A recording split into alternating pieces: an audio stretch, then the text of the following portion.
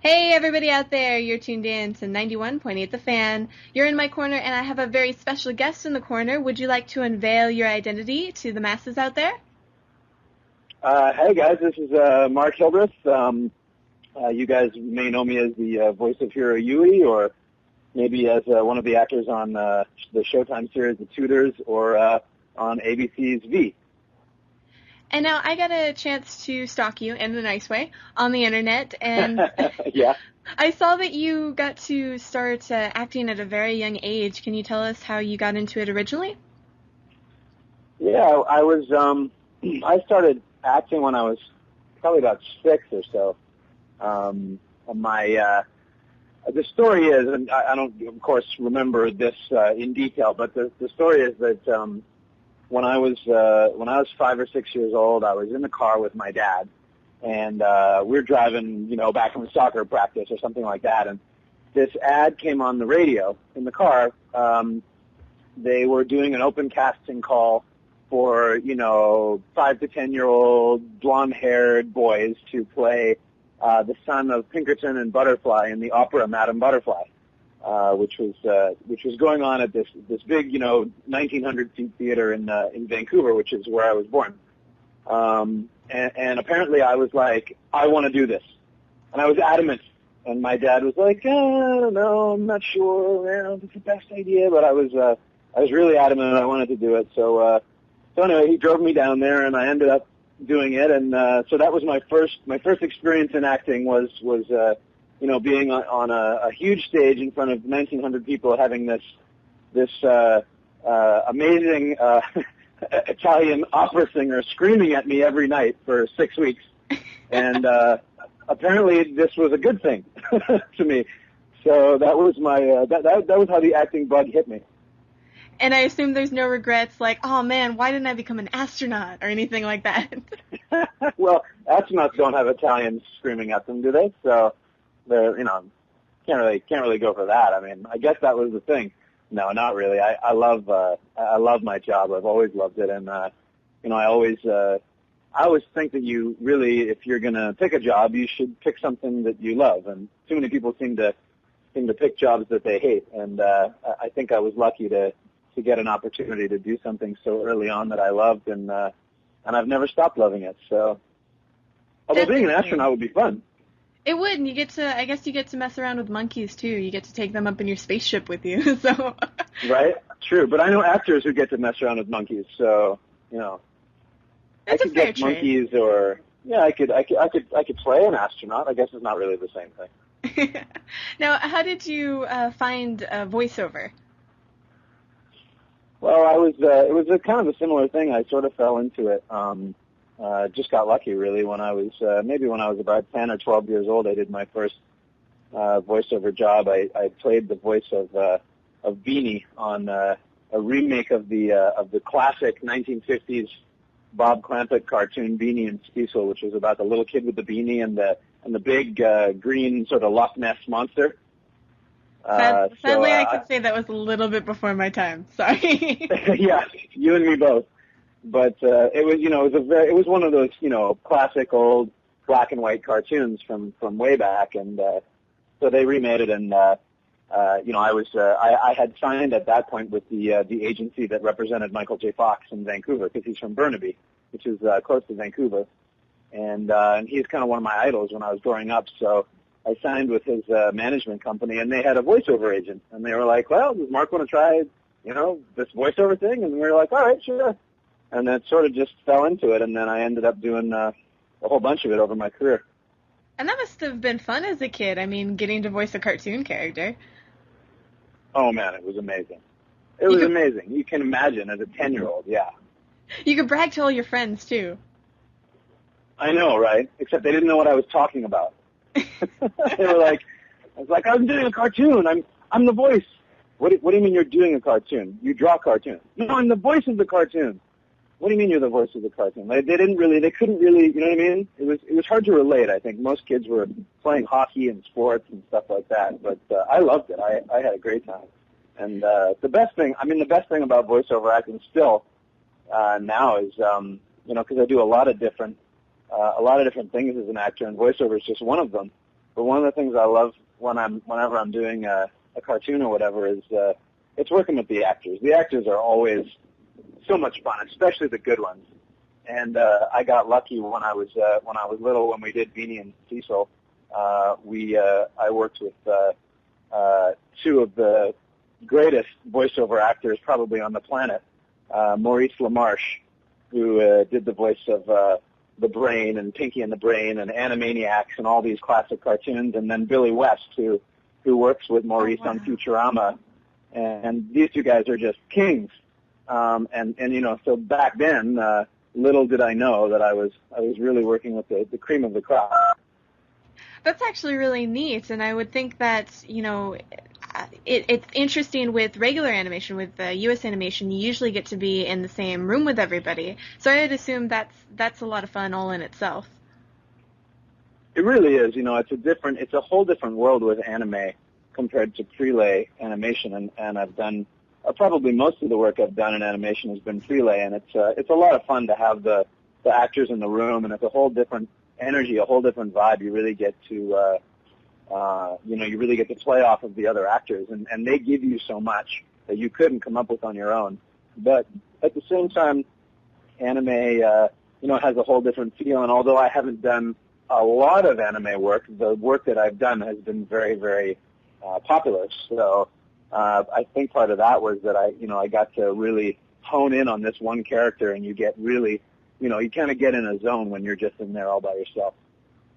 Definitely. Did you have any trouble with matching the beeps? Or actually, you might have used a different method like 10 years ago, now that I think about it. No, it was still beeps. No, you get the 3 beep count in, and then you start talking. And there's some famous stories, of some great actors from Vancouver. Has a really amazing community, of working actors who've been working here for a really long time. And done a lot of the biggest anime productions. And I'm working actually with a few of them right now. We're doing The Astonishing X-Men, which is a new anime series based on the original X-Men series, and the comic book written by Joss Whedon. And so it's pretty cool because I get to work with some of the best people in the world here in Vancouver. But it's always been beeps, and it's always been, count to 3 and do your best to fit it in there. And there's some funny stories of guys who can fit 8 words into a character who only opens their mouth once. I don't think I could do that. I don't have that rhythm. But you're a musician, so I think the rhythm would help you with that. Yeah, that was the thing. I think I picked it up naturally because I taught myself to play piano when I was 10. And I've been singing my whole life, and I'm just working on my second album right now. So the rhythm thing came pretty easily to me. Oh, I'm very glad to hear that. I was actually going to ask you about that because I got a chance to sample Complex State of Attachment, and that was back in 2008. So I was curious if you were going to continue pursuing that. Yeah, I am. I'm making another record right now. The working title is called Change of Mind, and it's a pop R&B kind of feel. It's sort of like, I put it somewhere between right in the middle of Stevie Wonder and John. But some people say that I sound a lot like Robin Thicke.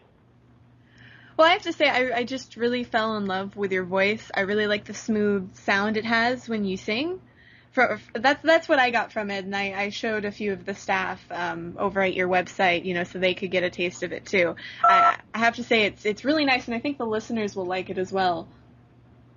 Oh, thank you. Yeah, I mean, it's one of my favorite things to do. I love to play for people, and I really think that music can do something that you can't do in a conversation.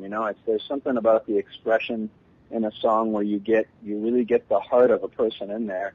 And I think there's a lot of music in the world, and especially today out there that sounds great but kind of lacks substance. And my goal with music is to like Stevie Wonder did, and he is really my greatest influence and my biggest sort of aspiration musically would be to if I can even do 10% of what he was able to do. I feel like he really was able to bring a joyfulness to every song, even the songs that are about, suffering and things that aren't, are more negative. There's like a joyfulness, there's like a compassion, and it's like there's like a human being in there, and that's what I love. So that's what I try to do with my music. Definitely, and I can't wait to hear the next one. I was really excited to be able to listen to the first one. And if the listeners out there, want to get to that, they can go to your official website, correct? Yeah, absolutely. You can go to markhildreth.com, and the record, the first record's available on iTunes, which you can link to through my site, and the next record will be available on there too. And who knows? Maybe I'll get some rotation on your station. We'd love to do that. We should talk about that a little bit off air. And now, for the fans who want to stalk you in a nice way on the internet, is there any place besides your website where they can follow up on updates? Yeah, you can stalk me on Twitter. You can stalk me on on Facebook. I have a fan page on Facebook, so if you just if you search for Mark Hildreth on Facebook, you'll find the fan page, and that's the page that I interact with people on. The other pages are either a private page which I keep just for friends, or there's like a whole bunch of people who aren't actually me and are pretending to be me. So you'll have to sort of sift through the actual stalkers to get to the fan page so that you can interact with me there, and then you can also find me on twitter.com/HildrethMark. And are there any projects you want the fans to know about that you're working on that you can talk about, or that have recently come out that you want the listeners to know about? Well, I guess probably the most popular or the most well-known project that I've done recently is season 2 of V on ABC. I think is either about to come out or it's just come out on DVD, and that's where I play Joshua, who is the alien leader of the resistance against the aliens, working with Elizabeth Mitchell and Morris Chestnut and Joel Gretsch to bring down the alien invasion. So that should be coming out soon, and then I've got a couple of animation projects that are sort of in the works. I've been doing the lead voice on a series from Mattel called Hot Wheels Battle Force 5, which we just made a feature-length movie for. And then, like I said, I'm working on Joss Whedon's version of the X-Men, playing Scott Summers, Cyclops. Very nice. And for those really excited fans out there, is there any place they can, meet you in real life? Any events you got coming up? Well, this weekend I'm going to be appearing at Anime World in Chicago, and I'll be playing a concert there Friday night. I'm sure that there's still tickets for the convention there, and I'll be playing a couple of songs from my new record, which I just started playing live. They just finally got into the right shape so that I could start playing them live. So that's been a lot of fun. I'll play some songs from my old record and probably a couple of favorites that fans like that I play live.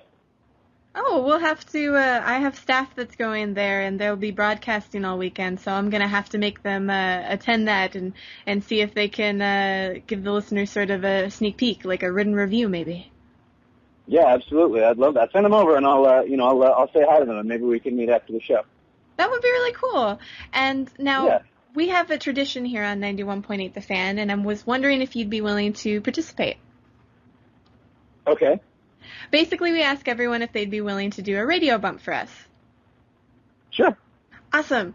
It's really simple. The only catch is we do it live on air. So if you do make any bloopers, everybody hears it. Well, I'm used to that. All right, cool.